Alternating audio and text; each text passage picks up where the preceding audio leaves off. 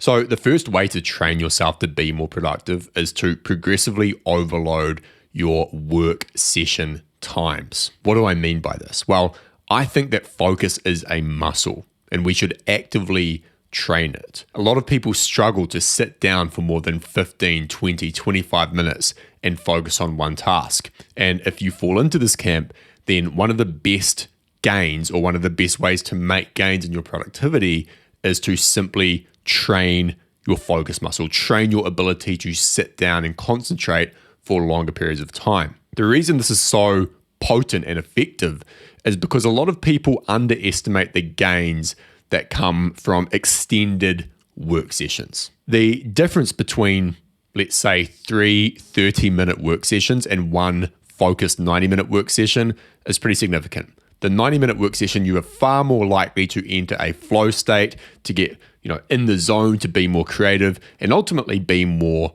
productive compared to 3 30-minute sessions. And so if you cap out at like 25, 30 minutes every time, then you're foregoing a lot of the benefits that come from entering those flow states, from entering the zone and being far more creative. And so you want to train that muscle. You want to train that focus muscle. What you want to do is progressively overload your work session times the same way you would if you were lifting weights at the gym. You put a little bit more weight on each week, and then 6 months later, you realize that you're like way stronger now and you lift 50% more. And so if at the moment you can hit, say, a 25-minute or half an hour session pretty consistently, then aim for 35 minutes. And once you can hit that consistently, take it up to 40 or 45. And over the course of weeks and months, you'll get to a point where you find it a lot easier to sit down for, say, 60 to 90 minutes and just focus on one task. Now, one thing I recommend with this is to not cap your session times. The same way if you're at the gym, you're lifting weights and you have a target to, do 8 repetitions of a bench press, and you get to rep 8 and you're like, I can pump out 2 more. You pump out 2 more, right? You don't sell yourself short. And so if you're progressively overloading your work session times and maybe you're going for 45 minutes and you get to the 45-minute mark and you're in the zone and you're focused and you're in flow, why would you quit? Like, why would you stop it there? Unless you have to, unless you have an appointment or you've got another obligation. You should never cap flow states. Rule number 1 of productivity is do not cap flow states. And so what I recommend if you're going to use this tactic is don't set a timer, like a countdown timer that has an alarm and then just completely pulls you out of focus when the alarm goes off. You should either use a stopwatch or an app like Session or Rise. I use Session. It's a Mac app. It might be on Windows. I'm not sure. And I set a target, like 45 minutes. And when it hits that number, it just continues rolling, right? And so I might get to the end. I finish when I start losing focus. And maybe I've hit like 52 minutes or an hour 10 or what have you. And so you do not want to cap those sessions, but you do want to have a minimum target so you can progressively overload that focus muscle. The second way to train your productivity is to work sequentially and finish things. The biggest killer of productivity is diffused focus. When you've got too many things going on and you're all trying to push them forward at once, and it just doesn't work. Paul Graham has this great essay. He calls it the top idea in your mind. One of the benefits to working sequentially on goals and projects, one at a time, is that it can kind of it's like always on your mind, right? You're in the shower, you're thinking about it. You're going for a walk, you're thinking about it. You're at the cafe, you're thinking about it. And you don't really get that benefit when you're working on multiple projects. They're all kind of competing for that same space in your head. So part 1 of that is work sequentially, work on one thing at a time and then finish it. Actually finish the projects you start, even if it's just for the sake of finishing them. If you want to be more productive, you need to develop that commitment muscle, because productivity is not just about the work that you do on a daily basis. It's not just about being able to sit down and do a focused work session. It's also about the output. It's about the results. It's about finishing things. If you constantly abandon projects when you're like halfway through, then it's just a lot of wasted time that never comes to fruition. So finish what you start. Force yourself to go through the boring phases of it. Force yourself to get to the end, and then you can move on to the next project that captures your attention. The third tactic is to implement more pen and paper sessions in your daily or weekly schedule. One of the most important aspects of productivity, especially in the modern world of knowledge work, is creativity, right? You're likely, if you're watching this, you likely do something that's creative, even if it's your hobby or your side hustle.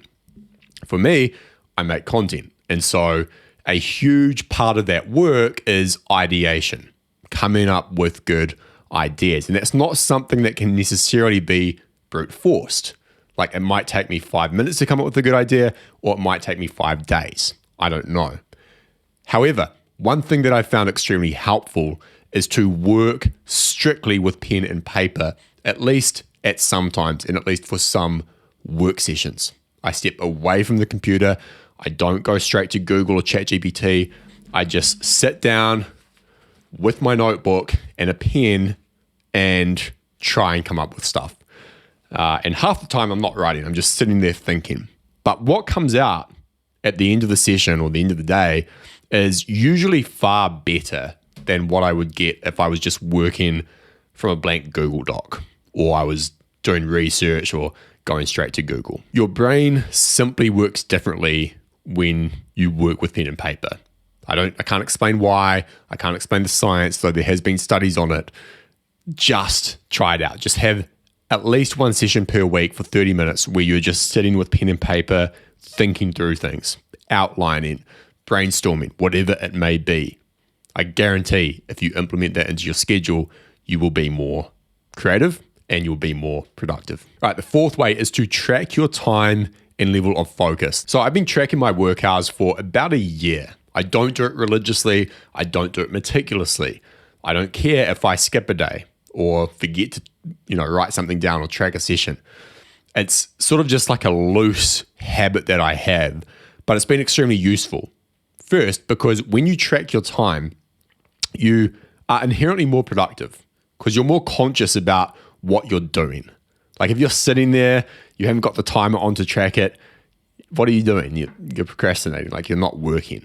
And then once you set that timer, you're explicitly telling yourself, hey, this is work time. Like it's not play, it's not procrastination. I've set this timer and I've outlined this is what I'm doing. This is the type of work I'm doing, like writing or editing. And that's what I'm doing for the next 45, 60 minutes. So simply the act of tracking your time, even if you don't look and analyze the data, is extremely powerful. The second thing I do is I track my level of focus. So I mentioned at the start, I use an app called Session to track my time. And the great thing about that app is, I'm not getting paid for this, by the way.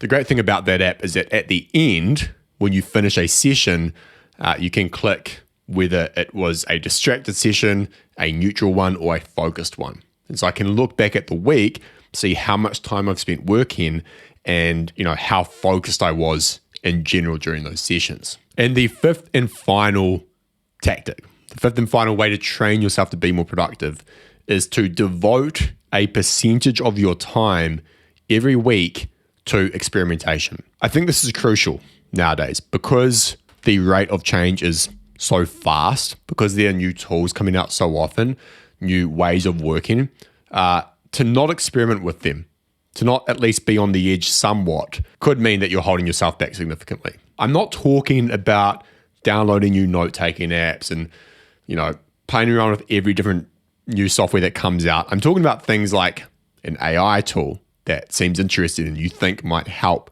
in your workflow, or doing something like spending more time on pen and paper, 10% of your week, seeing what that does for your productivity. Let me give you an example. This video started in here this morning at about 6 a.m.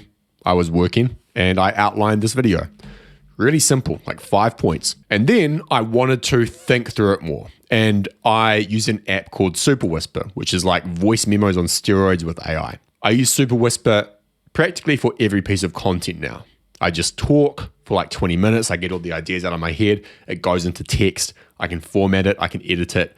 I don't usually use it in the final product, but it does help me think through things. And that workflow is a result of experimentation about a month ago, just playing around with Super Whisper, starting with pen and paper, spending more time there. And now I truly think I've doubled my productive output per hour by changing up that aspect of my workflow. So I think it would be silly to not devote some of your time to experimentation with these kind of tools or methods of working. A lot of the experiments won't work. They won't provide any benefit at all. But then you'll come across those that do, like the one I just mentioned, and you can like 2x your productivity on a certain task or certain, area of your work. So that is it. The 5 ways to tactically train your productivity. The first was to progressively overload your work session time so that you can enter flow states more often and get in the zone. But remember, don't cap the session times. If you're focused, just keep going. The second was to work sequentially and finish things one thing at a time through to completion, then move on to the next. Third, use pen and paper more. Get away from the computer. Detach yourself from the digital world. Use your brain, use your hands, and just think, write, plan, strategize. Fourth was to track your time and your level of focus. Tracking your time inherently increases your productivity because you are more aware and conscious of what you're doing, and you can actually see how productive you are on a daily basis. You might think you're putting in 8 hours a day, but if you're tracking your time and you're only doing 4 or 3 or 2, then that's the answer. And the fifth is to devote a percentage of your time every week to experimentation, because you might find something that completely changes your workflow for the better. Thanks for watching. I'll see you next time.